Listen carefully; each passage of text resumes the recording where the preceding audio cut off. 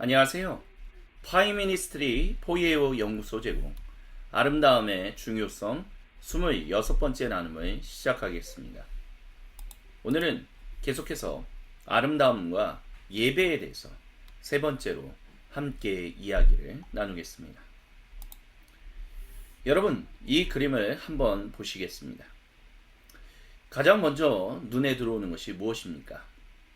일단 화면 아래쪽에 펼쳐진 성경이 눈에 들어옵니다. 이 그림에서 성경은 단순히 책상 위에 놓인 책이 아닙니다. 성경에서 빛이 나오고 있죠. 그리고 그 빛이 여러 예배의 장면들을 비추고 있습니다. 왼쪽 위를 보면 수도원적 예배의 장면이 보입니다. 침묵과 성가, 반복되는 기도의 리듬이 느껴집니다. 가운데 위쪽에는 보다 전통적이고 예전적인 예배 공간이 있습니다. 제단, 성가대, 촛불, 장식, 그리고 질서가 보입니다. 오른쪽 위에는 설교 중심의 개신교 예배당이 보입니다. 강단이 중심에 있고 회중은 말씀을 듣기 위해 앉아 있습니다. 또 아래쪽에는 서로 둘러앉아 노래하는 공동체적 찬양의 모습도 있고 오른쪽 아래에는 오늘날의 예배처럼 보이는 장면도 있습니다. 조명과 무대, 손을 들고 반응하는 회중이 보입니다. 이 그림에 나오는 모든 예배 형태는 서로 다릅니다. 어떤 예배는 조용하고 어떤 예배는 웅장합니다. 어떤 예배는 말씀 중심이고 어떤 예배는 음악과 몸의 반응이 강합니다. 어떤 예배는 오래된 전통을 따르고 어떤 예배는 오늘날의 감각을 사용합니다. 그런데 이 그림이 우리 모두에게 말하고자 하는 핵심은 이것입니다. 이 모든 예배 전통 위에 성경이 장식처럼 놓여 있지 않습니다. 오히려 성경이 이 모든 예배를 비추고 있습니다. 성경이 예배의 아름다움을 분별하고 형성하고 그리고 방향을 제시합니다. 교회는 예배를 말할 때 너무 빨리 각자의 전통에서 출발합니다. 내가 속한 교단은 이렇게 예배합니다. 우리 교회는 이런 찬양을 합니다. 저는 이런 예배가 좋습니다. 저는 이런 스타일이 아름답다고 느낍니다. 물론 그런 경험과 전통은 중요합니다. 하지만 데이빗 교수님은 우리를, 교회를 조금 더 근본적인 자리로 데려갑니다. 데이빗 교수님은 묻습니다. 성경은 아름다움과 예배에 대해서 무엇을 말하냐라고 질문합니다. 왜냐하면 지난 2000년 동안 그리스도인들이 아름다움을 생각할 때 그들의 상상력은 늘 성경에 의해 형성되어 왔기 때문입니다. 교부들도, 아우구스티누스도, 종교개혁자들도, 오늘날의 교회도 결국 성경으로 돌아가야 했습니다.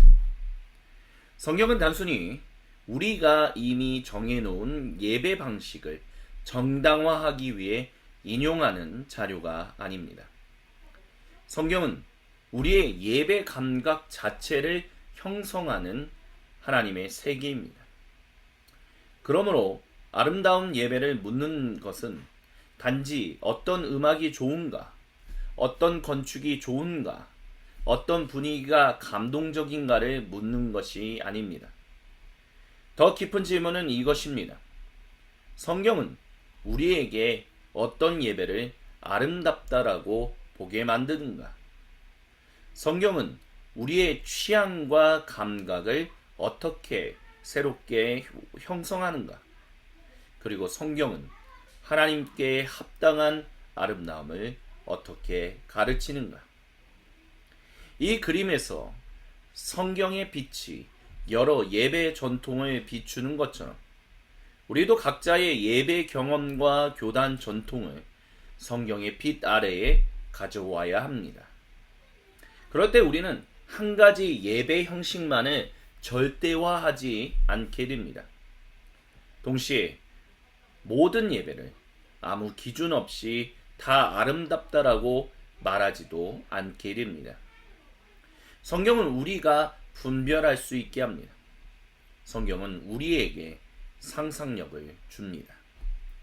성경은 예배와 아름다움을 위한 참고 자료가 아니라 그것을 온전히 보게 만드는 빛입니다. 이 그림을 한번 보시죠. 이 그림은 하나의 인물인 예수님을 두 가지 방식으로 보여주고 있습니다. 왼쪽은 상처 입고 피 흘리며 멸시받는 예수님의 모습입니다. 어둡고 무거운 배경 속에서 그는 고난받는 종으로 서 있습니다. 교회는 왼쪽 그림을 보면서 이사야서 53장을 기억합니다. 그에게는 우리가 보기에 흠모할 만한 아름다움이 없었다. 사람들이 기대하던 영광스러운 왕의 모습도 아니고 사람들이 끌릴 만한 외적 매력도 없습니다. 오히려 예수님은 상처 입고 버림받고 외면당하는 존재로 여기 그려져 있습니다. 어떤 그리스도교 전통은 이렇게 이사야서 53장의 구절을 토대로 그리스도교는 아름다움에 대해서 이야기해 온 적이 없다라고 말합니다. 왜냐하면 외적으로 보이는 아름다움은 마음의 문제를 다루며 내면을 중요하게 다뤄온 하나님 나라 복음과 연결되지 않기 때문이다 라고 말합니다. 그래서 그들은 성경은 아름다움에 대해서 긍정적으로 말하지 않는다 라고 이야기합니다. 그런데 오른쪽을 보시면 완전히 다른 분위기가 펼쳐집니다. 빛이 가득하고 따뜻하며 평안과 존엄이 느껴집니다. 여기서 우리는 신약이 보여주는 예수님의 모습을 떠올립니다. 예수님은 참 인간이시고 하나님 형상이시며 우리에게 가장 아름다운 인간의 모습을 보여주시는 분입니다. 그분은 단순히 외모가 아름답다라는 의미가 아니라 하나님께 완전히 순종하는 인간, 사랑과 진리와 은혜가 완전히 일치하는 인간, 우리의 마음을 가장 깊이 끌어당기시는 구세주이십니다. 이를 통해 또 다른 그리스도교 전통은 성경은 아름다움에 대해 긍정적으로 이야기한다라고 말합니다. 교회가 아름다움에 대해서 말하는 바가 틀리지 않는다라고 진술합니다. 여기서 한 가지 질문이 생길 수 있습니다. 어떻게 한 분이 동시에 이렇게 다르게 보일 수 있을까요? 어떻게 예수님은 흠모할 만한 아름다움이 없는 고난받는 종이시면서 동시에 가장 아름다운 구세주이실 수 있을까요? 바로 이 그림의 중심이 그 답을 보여줍니다. 가운데를 보시면 빛이 십자가의 형태를 이루고 있습니다. 이것이 핵심입니다. 십자가는 아름다움의 부정이 아니라 아름다움의 재정의입니다. 세상은 아름다움을 보통 강함, 성공, 젊음, 완벽함, 승리와 연결합니다. 그러나 복음은 아름다움을 다르게 보여줍니다. 사랑, 순종, 자기 비움, 희생, 용서, 그리고 구원. 이것이 십자가 안에서 드러나는 참된 아름다움입니다. 그러므로 이사야서 53장은 그리스도교는 아름다움을 중요하게 여기지 않는다라는 것을 이야기하는 성경이 아닙니다. 오히려 우리의 아름다움에 대한 감각이 얼마나 왜곡되어 있는지를 드러냅니다. 우리는 겉으로 드러나는 것에 너무 쉽게 끌리지만 하나님의 아름다움은 때로 우리가 외면하던 자리에서 나타납니다. 그래서 고난받는 종의 모습은 아름다움이 사라진 모습이 아니라 우리가 쉽게 알아보지 못하는 아름다움의 모습입니다.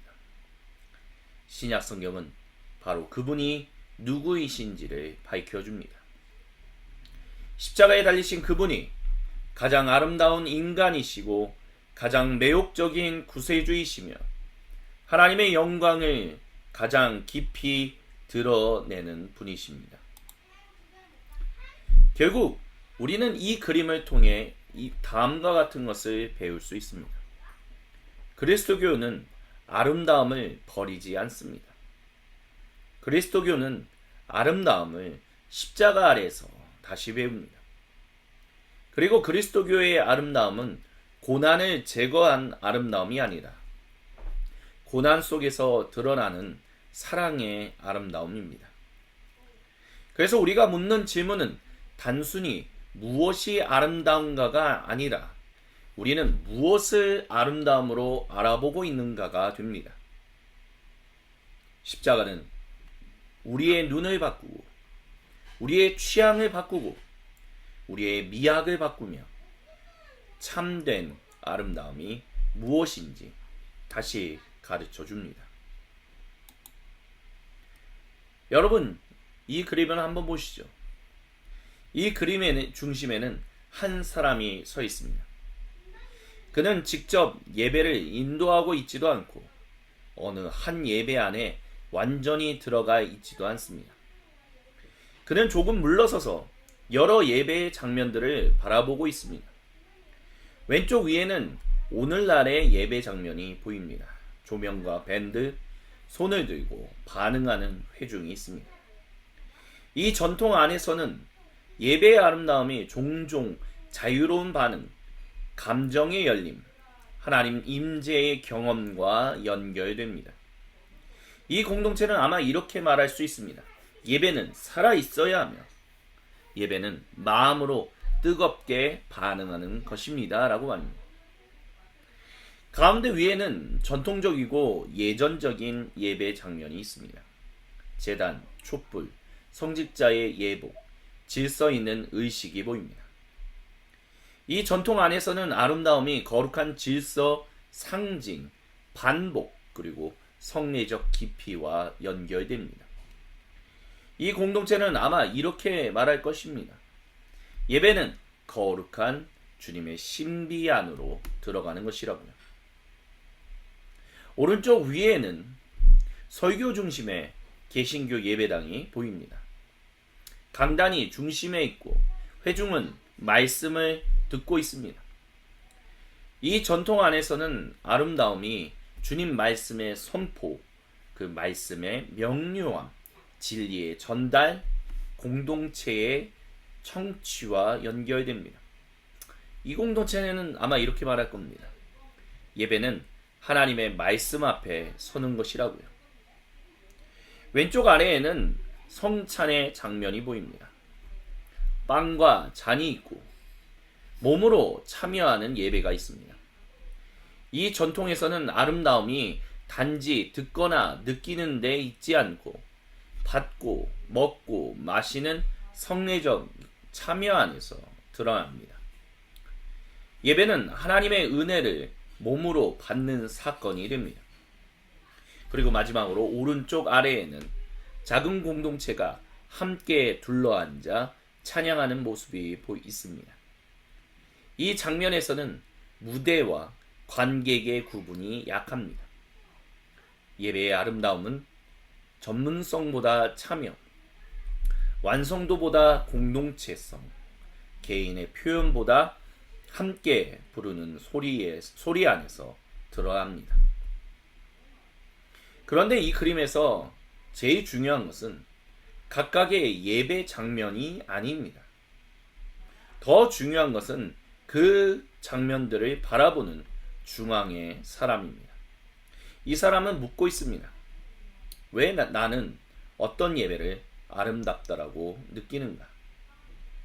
왜 어떤 예배는 내게 낯설게 느껴지는가? 내가 당연히 아름답다고 여기는 것은 정말 성경에서 온 것인가? 아니면 내가 속한 전통이 오랫동안 형성해온 감각인가? 데이빗 교수님은 이것을 퓨어라고 말합니다. 영어로는 캐치 프라이즈라고 하죠. 모든 교단과 모든 회중은 예배에 대한 자기만의 퓨어를 가지고 있습니다. 뭐 이런 거죠. 예배는 품위 있고 질서 있게 드려져야 합니다.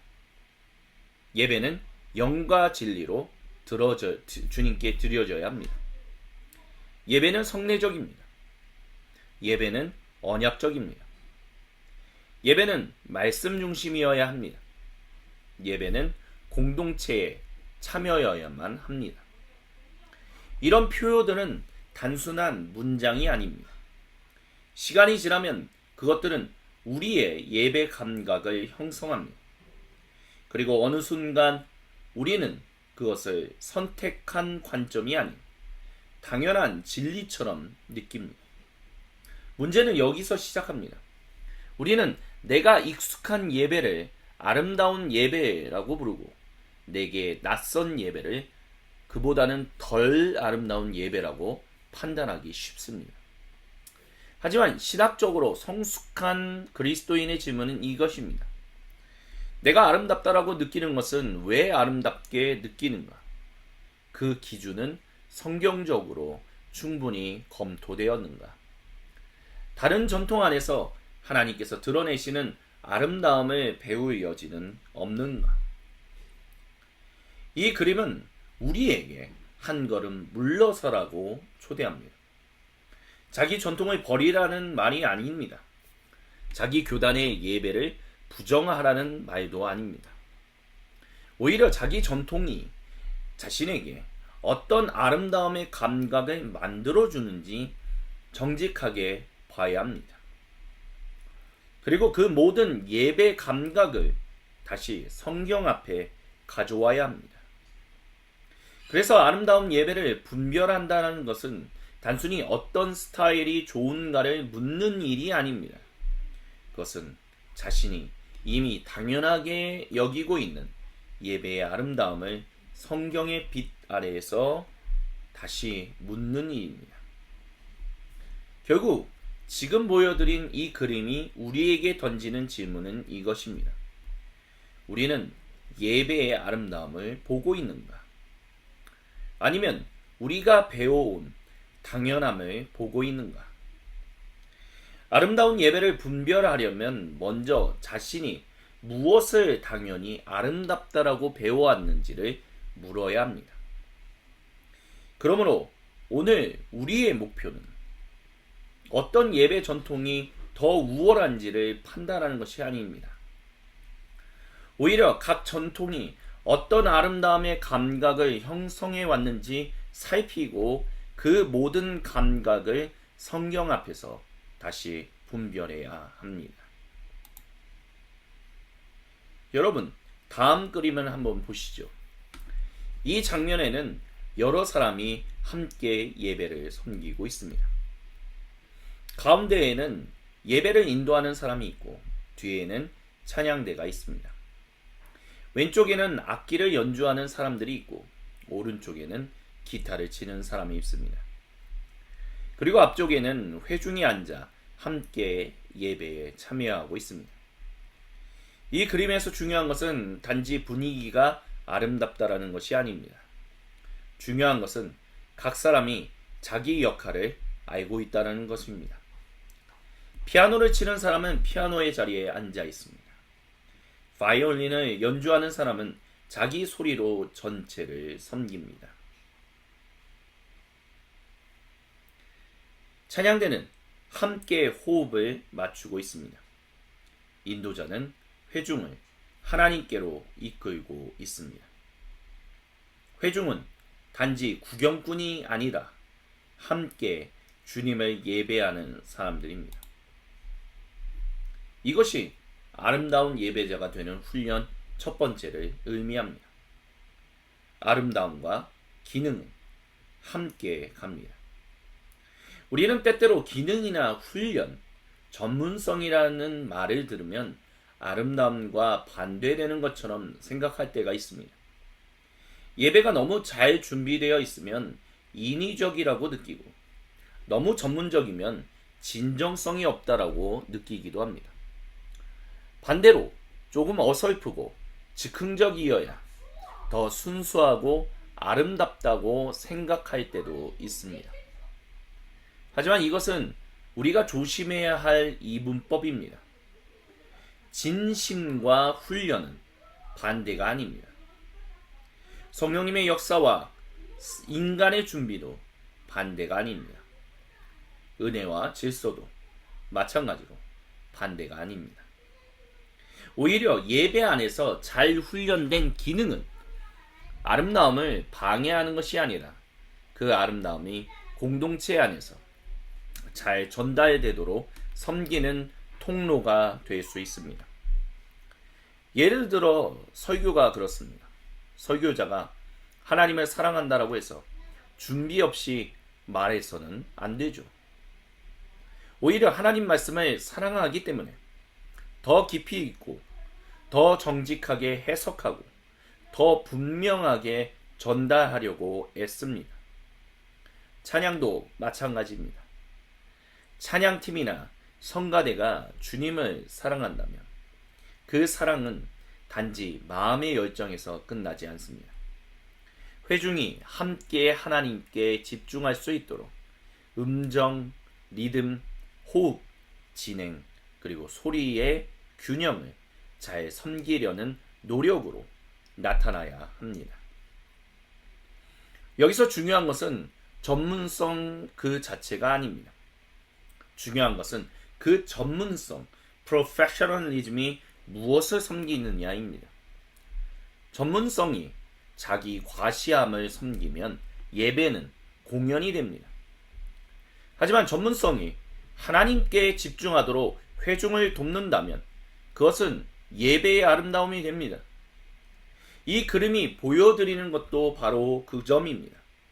각 사람이 자기 자리에 있고 자기 역할을 하며 전체 예배의 흐름을 섬깁니다. 이때 기능은 단순한 효율성이 아닙니다. 기능은 아름다움의 일부가 됩니다. 이것은 우리가 앞에서 이야기했던 중세교회가 말했던 아름다움의 개념과도 연결됩니다. 아름다움은 조화입니다. 아름다움은 비례입니다. 아름다움은 적합성입니다. 각 요소가 자기 자리를 찾고 서로를 방해하지 않고 전체를 세울 때 아름다움이 생깁니다. 예배도 마찬가지입니다. 예배 순서가 자기 자리에 있고 인도자가 자기 역할을 알고 음악이 회중을 돕고 주님 말씀이 분명하게 들리고 기도가 공동체의 마음을 하나님께 이끌고 성찬이 질서 있게 집례될 때 그 예배는 기능적으로 잘 작동할 뿐만 아니라 아름다워집니다. 물론 기능만으로는 충분하지 않습니다. 아무리 잘 준비되어 있어도 사랑이 없으면 차가울 수 있습니다. 아무리 전문적이어도 하나님을 향하지 않으면 공허할 수 있습니다. 그러나 반대로 사랑이 있다는 이유만으로 기능을 무시해서도 안 됩니다.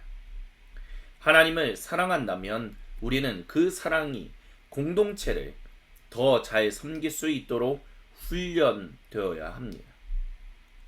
그래서 첫 번째, 오늘 우리가 배우는 아름다운 예배자가 되는 훈련 첫 번째는 바로 아름다운 예배는 기능을 무시하지 않는다라는 것입니다. 오히려 아름다운 예배는 기능을 통해 사랑을 섬깁니다. 아름다움은 어설픔에 있는 것도 아니고 전문성 그 자체에 있는 것도 아닙니다. 아름다움은 사랑이 훈련된 기능을 통해 하나님과 공동체를 섬길 때 드러납니다. 그러므로 우리는 예배에서 전문성을 훈련하는 것을 두려워할 필요가 없습니다. 다만 그 전문성이 누구를 향하고 있는지를 물어야 합니다. 자기 과시를 위한 전문성은 예배를 공연으로 만들지만 하나님과 공동체를 섬기는 이런 훈련된 전문성은 예배를 아름답게 만듭니다. 여러분 이 그림도 한번 보시죠. 이 장면은 단순한 예배 장면처럼 보이지만 조금 더 자세히 보면 마치 하나의 공방처럼 보입니다. 각 사람이 자기 자리에서 무언가를 정성스럽게 빚고 있습니다. 피아노를 치는 사람, 바이올린을 연주하는 사람, 찬양을 인도하는 사람, 성가대원들, 성찬을 준비하는 사람, 말씀을 인도하는 사람, 그리고 회중이 함께 한 공간에 있습니다. 이 그림이 보여주는 핵심은 이것입니다. 예배는 몇몇 재능이 있는 사람들의 공연이 아니라 하나님 앞에서 공동체 전체가 함께 빚어가는 응답입니다. 데이빗 교수님은 이 지점에서 구약 성경에 나오는 중요한 한 단어를 소개합니다. 바로 호크마, 우리말로는 지혜입니다. 그런데 이 지혜는 단순히 머리로 아는 지식만을 뜻하지 않습니다. 성막을 짓고 예배 도구를 만들고 하나님께 드릴 아름다운 것들을 준비하던 장인들에게 주어진 하나님의 지혜입니다. 이 지혜는 감정, 지성, 의지, 상상력, 기술적인 숙련도, 그리고 영적 분별이 함께 통합된 상태입니다.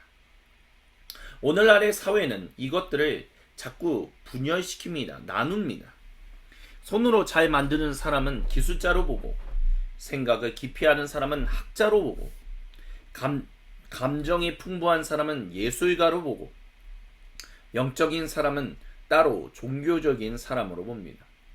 하지만 성경의 세계에서는 이런 것들이 그렇게 쉽게 분리되지 않습니다. 하나님께 드리는 일에는 손도 필요하고, 마음도 필요하고, 머리도 필요하고, 상상력도 필요하고, 기술도 필요하고, 영적 지혜도 필요합니다. 그래서 예배자는 단순히 마음만 있는 사람이 아닙니다. 또 단순히 기술만 뛰어난 사람도 아닙니다. 참 예배자는 자기에게 맡겨진 자리에서 하나님께 합당한 응답을 드리기 위해 훈련되는 사람입니다. 성가대원은 목소리의 장인이 됩니다. 반주자는 소리와 흐름의 장인이 됩니다.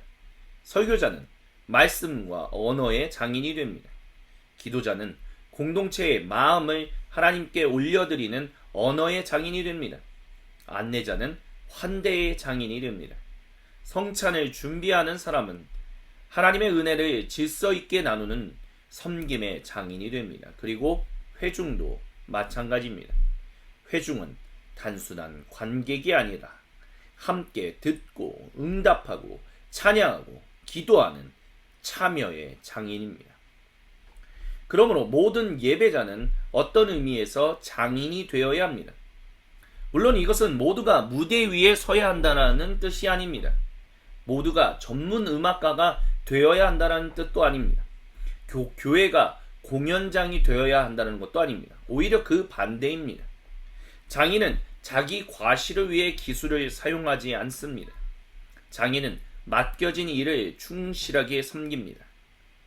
자기 이름을 드러내기보다 자신이 만든 것이 제대로 기능하고 공동체를 세우고 목적에 맞게 사용되기를 바랍니다. 예배도 마찬가지입니다. 예배의 기술과 훈련이 자기 과시함을 섬기면 예배는 공연이 됩니다.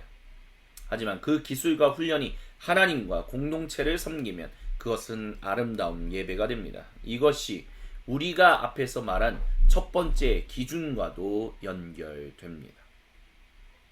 첫 번째는 이것이었습니다.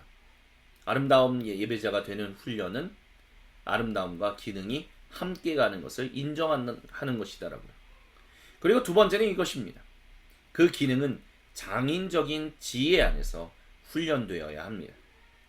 기술만 있고 지혜가 없으면 예배는 차가워질 수 있습니다. 열정만 있고 훈련이 없으면 예배는 쉽게 흐트러집니다. 하지만 기술과 영적 지혜가 함께 갈 때 예배는 공동체를 세우는 아름다운 응답이 됩니다.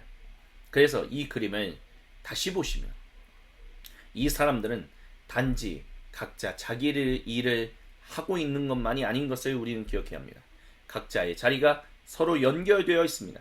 찬양, 말씀, 성찬, 기도, 회중의 응답이 하나의 예배를 이루고 있습니다. 이것이 장인적인 예배입니다. 아름다운 예배는 즉흥적인 감정만으로 만들어지는 것이 아닙니다. 아름다운 예배는 또한 차가운 전문성으로만 만들어지지도 않습니다. 아름다운 예배는 사랑이 훈련되고 기술이 지혜로 다듬어지고 각 사람이 자기 자리에서 하나님과 공동체를 섬길 때 빚어집니다. 그래서 우리는 이렇게 말할 수 있습니다. 참 예배자는 소비자가 아니라 장인입니다. 예배를 구경하는 사람이 아니라 하나님께 합당한 응답을 함께 빚어가는 사람입니다. 아름다운 예배는 재능 있는 몇 사람의 공연이 아니라 장인적인 지혜로 훈련된 공동체의 응답입니다. 그러므로 우리가 물어야 할 질문은 나는 이 예배가 마음에 드는가 아닙니다. 더 깊은 질문은 바로 이것입니다. 나는 하나님께 드리는 이 예배 안에서 내 자리의 장인으로 훈련되고 있는가를 질문해야 합니다.